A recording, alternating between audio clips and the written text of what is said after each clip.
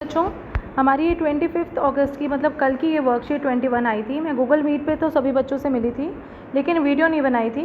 तो मुझे काफ़ी बच्चों ने बोला कि जो लोग गूगल मीट अटेंड नहीं कर पाए कि मैम ये वीडियो आप ज़रूर बनाइए। तो स्टार्ट करते हैं।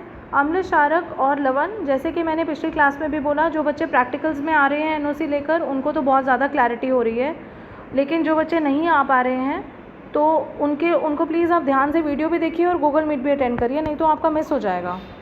खैर, स्टार्ट करते हैं। अम्ल, क्षारक और लवण।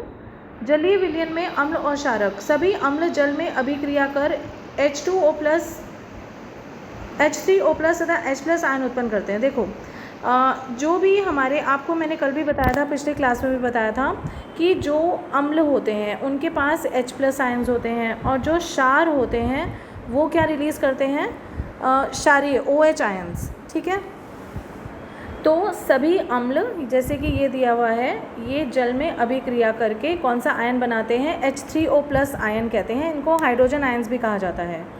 जल की अनुपस्थिति में HCl अणुओं में H आयन पृथक नहीं हो सकते हैं, क्योंकि जल, आप कहोगे सीधा HCl भी तो जो है वो ऐसे कर सकता है, लेकिन ऐसा नहीं कर पाता, वो आयन नहीं दे पाता, क्योंकि उसके लिए जल की उपस्थिति होनी बहुत ज़रूरी है।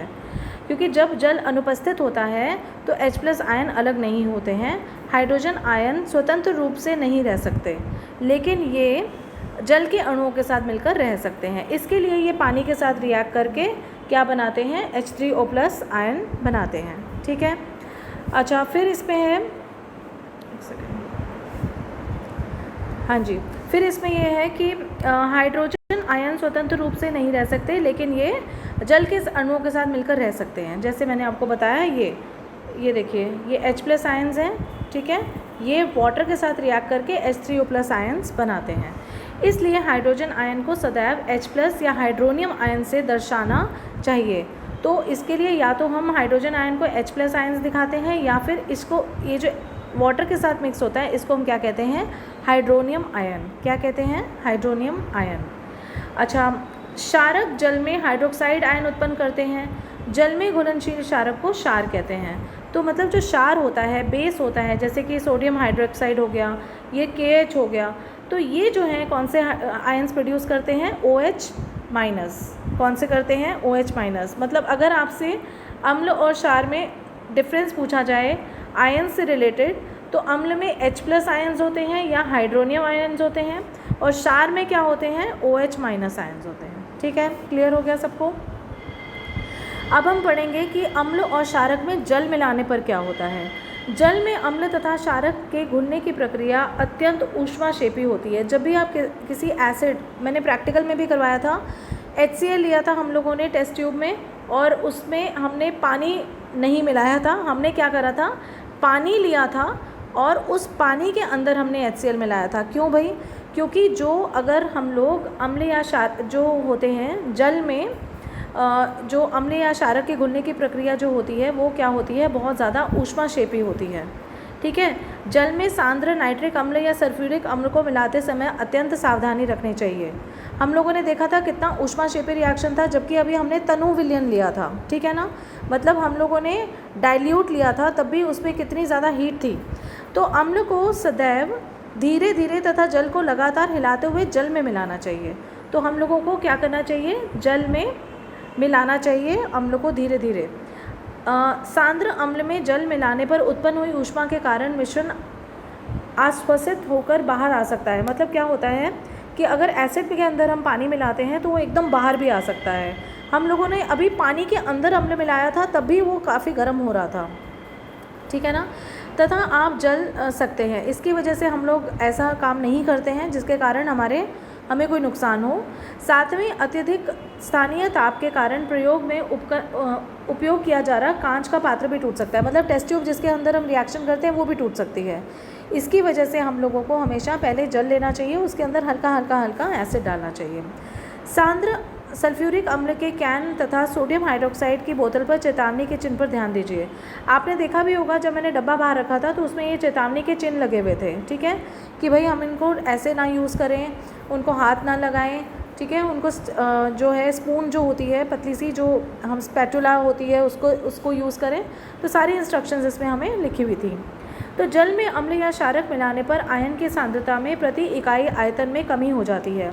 ऐसा क्यों होता है भाई कि वो कम खतरनाक हो जाता है? क्योंकि जब हम जल में अम्ल मिलाते हैं तो उसकी जो सांद्रता है, मतलब उसके जो हाइड्रोजन आयन कंसंट्रेशन है या जो OH माइनस कंसंट्रेशन है, आयन की कंसंट्रेशन मतलब मात्रा, वो कम हो जाती है, जिसकी वजह से वो कम खतरनाक हो जाता है।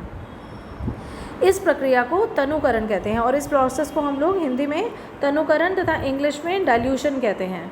ठीक है। एवं अम्ल तथा क्षार तनुकृत होते हैं, मतलब अम्ल जो ये क्षार हैं वो डाइल्यूटेड हो जाते हैं, हल्के हो जाते हैं। ठीक है। अब जैसे कि सपोज़ आपकी मम्मी ने एक खाना बनाया, उसमें बहुत सारा मसाला डाल दिया, मतलब प्याज लहसुन वाला जो पेस्ट है वो बहुत सारा डाल दिया, खूब सारे मसाले डाल दिए, तो हम लोग कई बार बोलते हैं मम्मा कितनी कंसनट्रेटेड सब्ज़ी बनाई है आपने। तो उसका क्या इलाज है कि हम उसमें थोड़ा पानी डाल देते हैं, जिसकी वजह से उसके जो मसालों की कंसनट्रेशन है, सांद्रता है, वो कम हो जाती है। ठीक है ना। तो ये वही कहानी है।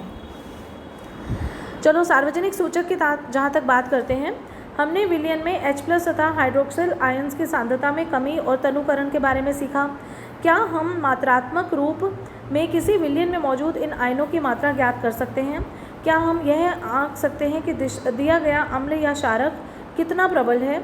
हम एक सार्वभौमिक संकेतक का उपयोग करके ऐसा कर सकते हैं, जो कई संकेतकों का मिश्रण है।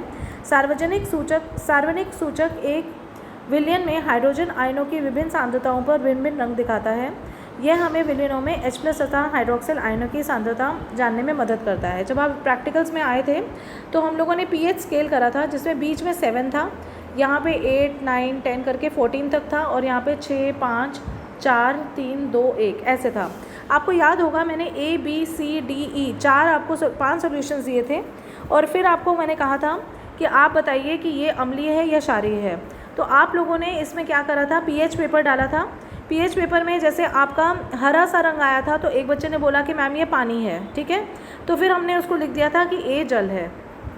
फिर उसके बाद जैसे B विलयन में आपने वो डाला तो आपका रंग बैंगनी आया था, तो आपने बोला कि मैम ये जो सोल्यूशन है, विलयन है, ये क्या है, क्षारीय है।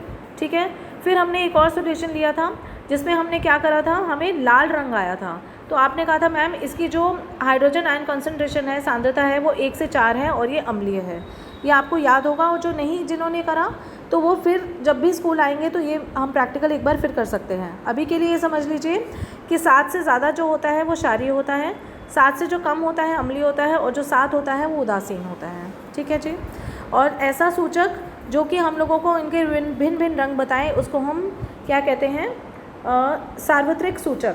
ठीक है। क्या कहते हैं, सार्वत्रिक सूचक, या इंग्लिश में इसको यूनिवर्सल इंडिकेटर के नाम से जाना जाता है, यूनिवर्सल इंडिकेटर। ठीक है जी। चलिए क्वेश्चन आंसर्स करते हैं। अम्ल की जल के साथ अभिक्रिया करने पर कौन सा आयन उत्पन्न होता है? तो आप क्या लिखेंगे, हाइड्रोनियम आयन उत्पन्न होता है।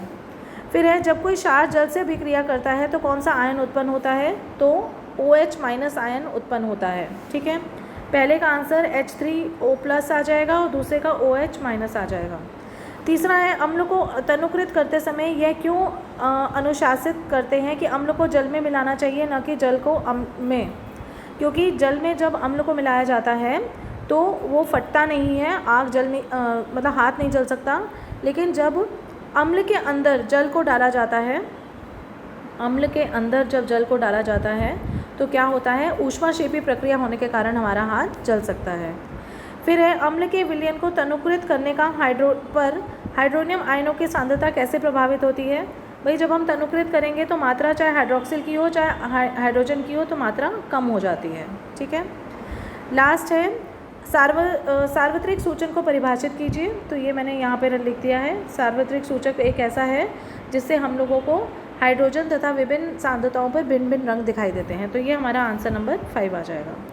ठीक है। वैसे तो हमने कल गूगल मीट पे सारे क्वेश्चन आंसर डिस्कस कर लिए थे, लेकिन जो बच्चों का छूट गया था वो यहाँ से कर लें। और सुरक्षित रहिए, सेफ़ रहिए, लेकिन जब आप आ सकते हैं स्कूल तो NOC लेकर आप ज़रूर आइए। Stay home, stay safe, take care, bye bye.